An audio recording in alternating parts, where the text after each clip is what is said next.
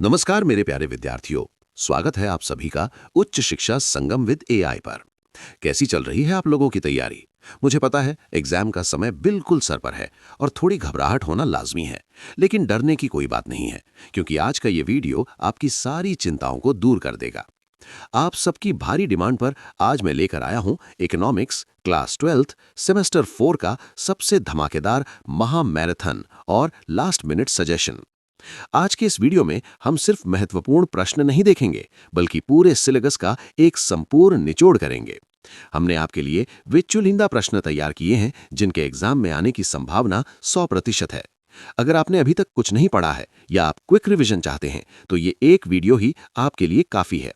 तो चलिए बिना किसी देरी के शुरू करते हैं और सबसे पहले देखते हैं 2 अंकों वाले अति लघु उत्तरीय महत्वपूर्ण प्रश्न। हमारा पहला और सबसे महत्वपूर्ण प्रश्न है, वस्तु एवं सेवा कर यानी जीएसटी क्या है और भारत में इसे लागू करने के मुख्य लक्ष्य क्या है?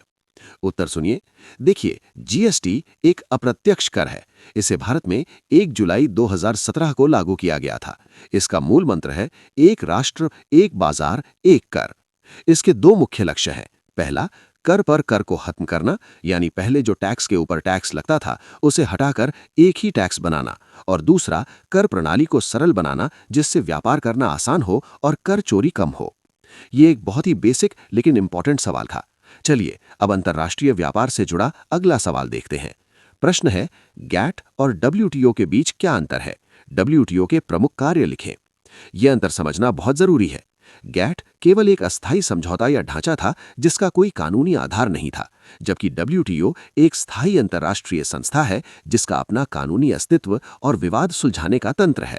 डब्ल्यूटीओ के मुख्य कार्य हैं अंतर्राष्ट्रीय व्यापार के नियम बनाना, सदस्य देशों के बीच के व्यापारिक विवादों को सुलझाना और व्यापार वार्ता के लिए एक वैश्विक मंच प्रदान करना। डब्ल्यूटीओ के बाद अब एक ऐसी नीति के बारे में जानते हैं जो भारत के आर्थिक इतिहास में बहुत महत्वपूर्ण रही है। प्रश्न है, आयात प्रतिस्थापन की नीति से आप क्या समझते हैं? बहुत आसान शब्दों में, आयात प्रतिस्थापन एक ऐसी नीति है जिसका उद्देश्य विदेशों से सामान मंगवाने यानी आयात करने के बजाय उनका उत्पादन अपने ही देश में करना है। इसका मुख्य लक्ष्य देश के घरेलू उद्योगों को विदेशी प्रतिस्पर्धा से बचाना, देश को आत्मनिर्भर बनाना और बहुमूल्य विदेशी मुद्रा की बचत करना है। चलिए अब टैक्स सिस्टम से जुड़ा एक और महत्वपूर्ण कॉन्सेप्ट समझते हैं। प्रश्न है, प्रगतिशील कर किसे कहते हैं? इसके 2 लाभ लिखें। प्रगतिशील कर वो प्रणाली है जिसमें जैसे जैसे आपकी आय बढ़ती है वैसे वैसे टैक्स की दर भी बढ़ती जाती है, यानी अमीरों पर ज्यादा टैक्स और गरीबों पर कम। भारत का आयकर इसका सबसे अच्छा उदाहरण है। इसके 2 बड़े लाभ हैं। पहला, ये समाज में अमीर और गरीब के बीच की असमानता को कम करने में मदद करता है, और दूसरा, इससे सरकार को अमीरों से अधिक राजस्व मिलता है जिसे वो गरीबों के कल्याण और विकास कार्यों में लगा सकती है। ये तो हुई टैक्स की बात। अब विकास के 2 बहुत ही महत्वपूर्ण पहलुओं को समझते हैं। प्रश्न है, सतत आर्थिक विकास और समावेशी विकास क्या है? दोनों में थोड़ा फर्क है। सतत विकास का मतलब है ऐसा विकास जिसमें हम आज की जरूरतों को तो पूरा करें, लेकिन ये भी ध्यान रखें कि पर्यावरण और प्राकृतिक संसाधनों को नुकसान न पहुंचे, ताकि आने वाली पीढ़ियों की जरूरतें भी पूरी हो सकें। वहीं समावेशी विकास का मतलब है ऐसा आर्थिक विकास जिसका फायदा समाज के सभी वर्गों, खासकर गरीबों, पिछड़ों और महिलाओं को बराबर मिले। इसका लक्ष्य गरीबी कम करना और रोजगार के नए अवसर पैदा करना है। और अब 2 नंबर वाले सेक्शन का आखिरी लेकिन बहुत ही खास सवाल। प्रश्न है, द्वितीय पंचवर्षीय योजना या महालनोबिस मॉडल का मुख्य उद्देश्य क्या था? भारत की दूसरी पंचवर्षीय योजना प्रसिद्ध सांख्यिकीविद पीसी महालनोबिस के मॉडल पर आधारित थी। इसका मुख्य उद्देश्य देश में तेजी से औद्योगिकीकरण करना था। इसमें खास तौर पर भारी और बुनियादी उद्योगों जैसे लोहा, इस्पात, कोयला, भारी मशीनरी के विकास पर सबसे ज्यादा जोर दिया गया, ताकि एक मजबूत औद्योगिक आधार तैयार किया जा सके। यहां पर एक टॉपर टिप ध्यान रखें। दोस्तों, 2 नंबर वाले प्रश्नों में आपको बहुत लंबी कहानी नहीं लिखनी है। उत्तर सटीक और टू द पॉइंट होना चाहिए। जितना पूछा गया है सिर्फ उतना ही लिखें। चलिए अब बढ़ते हैं 4 अंकों वाले लघु उत्तरीय प्रश्नों की ओर। यहां आपको थोड़ा विस्तार से उत्तर देना होगा। हमारा पहला सवाल आजकल के बिजनेस वर्ल्ड से जुड़ा है। प्रश्न है, आउटसोर्सिंग क्या है, इसके विभिन्न प्रकार क्या हैं और भारत के लिए इसके क्या लाभ हैं? उत्तर समझिए। आउटसोर्सिंग का मतलब है जब कोई कंपनी अपने किसी काम को खुद करने के बजाय किसी बाहरी एजेंसी या दूसरी कंपनी से ठेके पर करवाती है। इसका मुख्य उद्देश्य लागत कम करना और कार्यकुशलता बढ़ाना होता है। इसके प्रमुख प्रकार हैं बीपीओ जैसे कॉल सेंटर, केपीओ जैसे रिसर्च वर्क और आईटीओ जैसे सॉफ्टवेयर डेवलपमेंट। भारत के लिए इसके बहुत लाभ हैं। इससे लाखों युवाओं को रोजगार मिला है, देश को भारी मात्रा में विदेशी मुद्रा प्राप्त होती है और भारतीय युवाओं के कौशल का विकास हुआ है। आउटसोर्सिंग के बाद अब बात करते हैं भारत की अर्थव्यवस्था के सबसे तेजी से बढ़ते क्षेत्र की। प्रश्न है, भारत में सेवा क्षेत्र के विकास और सूचना प्रौद्योगिकी यानी आईटी के महत्व की संक्षेप में चर्चा करें। भारत के आर्थिक विकास में सेवा क्षेत्र का योगदान सबसे तेजी से बढ़ा है। आज हमारे देश की जीडीपी में इसका हिस्सा 50% से भी ज्यादा है। इस विकास का सबसे बड़ा कारण आईटी और टेलीकम्युनिकेशन का विस्तार है। आईटी का महत्व बहुत ज्यादा है। भारत आज दुनिया का एक ग्लोबल आईटी हब बन चुका है। हमारे कुल निर्यात का एक बड़ा हिस्सा सॉफ्टवेयर सेवाओं से आता है। इसके अलावा डिजिटल इंडिया जैसे ई-कॉमर्स, यूपीआई, ई-बैंकिंग ने आम लोगों का जीवन आसान बनाया है और अर्थव्यवस्था को कैशलेस बनाने में मदद की है। आईटी सेक्टर ने महिलाओं को भी रोजगार के बेहतरीन अवसर दिए हैं। अब एक बार फिर टैक्स पर आते हैं, लेकिन इस बार अंतर समझेंगे। प्रश्न है, प्रत्यक्ष कर और अप्रत्यक्ष कर के बीच स्पष्ट अंतर करें और इसके लाभ हानि लिखें। इस अंतर को ध्यान से सुनिए। प्रत्यक्ष कर जैसे इनकम टैक्स जिस व्यक्ति पर लगाया जाता है उसी को चुकाना पड़ता है। इसका बोझ दूसरों पर नहीं डाला जा सकता। ये प्रगतिशील होता है, यानी अमीरों पर ज्यादा लगता है, इसलिए ये न्याय संगत है और असमानता कम करता है। लेकिन इसमें टैक्स चोरी की संभावना ज्यादा होती है। वहीं दूसरी तरफ अप्रत्यक्ष कर जैसे जीएसटी लगाया किसी और पर जाता है, जैसे दुकानदार पर, लेकिन अंतिम भुगतान उपभोक्ता करता है। ये प्रतिगामी होता है क्योंकि अमीर और गरीब दोनों पर समान दर से लगता है, इसलिए इसका बोझ गरीबों पर ज्यादा पड़ता है। लेकिन इसे वसूलना आसान है और इससे सरकार को ज्यादा राजस्व मिलता है। टैक्स के बाद अब सरकार के उधार लेने की बात करते हैं। प्रश्न है, विकासशील देशों में आर्थिक विकास में सरकारी या सार्वजनिक ऋण की भूमिका की व्याख्या करें। सार्वजनिक ऋण का मतलब है सरकार द्वारा देश की जनता, बैंकों या विदेशों से लिया गया उधार। विकासशील देशों जैसे भारत के लिए यह बहुत महत्वपूर्ण है। इसका इस्तेमाल बुनियादी ढांचे जैसे सड़क, बिजली, बांध के विकास के लिए किया जाता है, जो दीर्घकालिक विकास के लिए जरूरी हैं। इसके अलावा जब सरकार का खर्च उसकी आय से ज्यादा होता है, यानी बजट घाटा होता है, तो उसे पूरा करने के लिए, मंदी के समय रोजगार बढ़ाने के लिए और सामाजिक कल्याण की योजनाओं को चलाने के लिए भी सार्वजनिक ऋण का उपयोग किया जाता है। और अब 4 नंबर वाले सेक्शन का आखिरी सवाल जो हम सबकी जेब से जुड़ा है।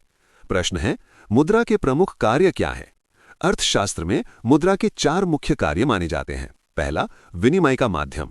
इसने वस्तु विनिमय की कठिनाइयों को खत्म कर दिया। अब हम मुद्रा से कुछ भी खरीद बेच सकते हैं। दूसरा, मूल्य का मापक। ये एक कॉमन स्केल की तरह है, हर चीज की कीमत हम रुपए पैसे में माप सकते हैं। तीसरा, स्थगित भुगतानों का मान। इसने उधार लेन देन और भविष्य के भुगतानों जैसे ईएमआई का हिसाब रखना आसान बना दिया है। और चौथा, मूल्य का संचय। मुद्रा के रूप में हम धन को लंबे समय तक सुरक्षित रख सकते हैं, जो वस्तु के रूप में संभव नहीं था। अब हम पहुंच गए हैं वीडियो के सबसे महत्वपूर्ण हिस्से में, 6 अंकों वाले दीर्घ उत्तरीय प्रश्न। इन्हें बहुत ध्यान से समझिएगा क्योंकि ये एग्जाम में गेम चेंजर होते हैं। हमारा पहला बड़ा प्रश्न बैंकिंग सिस्टम के बॉस के बारे में है। प्रश्न है, केंद्रीय बैंक के कार्यों पर चर्चा करें। उत्तर सुनिए।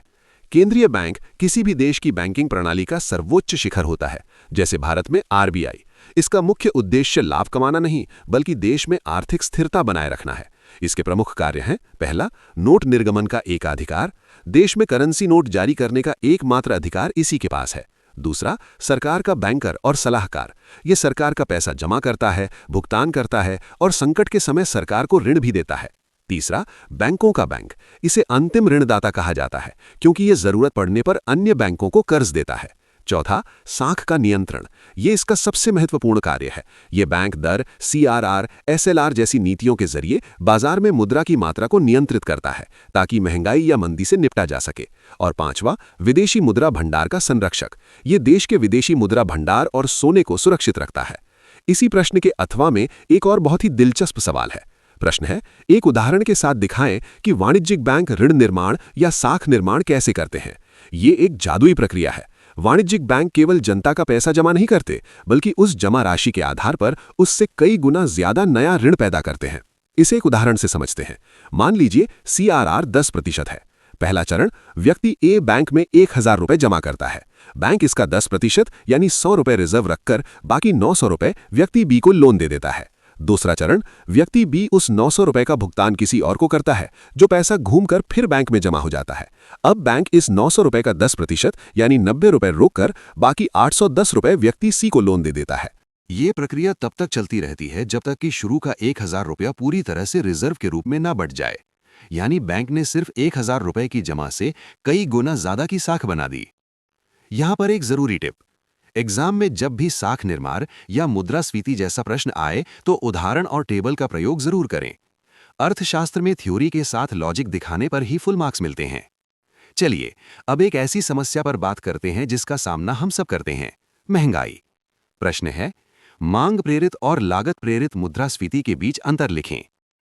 जब अर्थव्यवस्था में कीमतों का सामान्य स्तर लगातार बढ़ता है तो उसे मुद्रास्फीति कहते हैं। इसके दो मुख्य प्रकार हैं। पहला, मांग प्रेरित मुद्रास्फीति। ये तब होती है जब अर्थव्यवस्था में कुल मांग कुल पूर्ति से ज्यादा हो जाती है। इसे कहते हैं बहुत अधिक पैसा बहुत कम सामान का पीछा कर रहा है। ये सरकारी खर्च बढ़ने या जनसंख्या बढ़ने से होती है। दूसरा, लागत प्रेरित मुद्रास्फीति। ये तब होती है जब उत्पादन की लागत जैसे कच्चे माल की कीमतें, मजदूरी या टैक्स बढ़ने के कारण वस्तुओं की कीमत बढ़ जाती है। महंगाई के बाद अब दो और बड़ी समस्याओं के बीच का संबंध समझते हैं। प्रश्न है, गरीबी और बेरोजगारी के बीच क्या संबंध है, व्याख्या करें।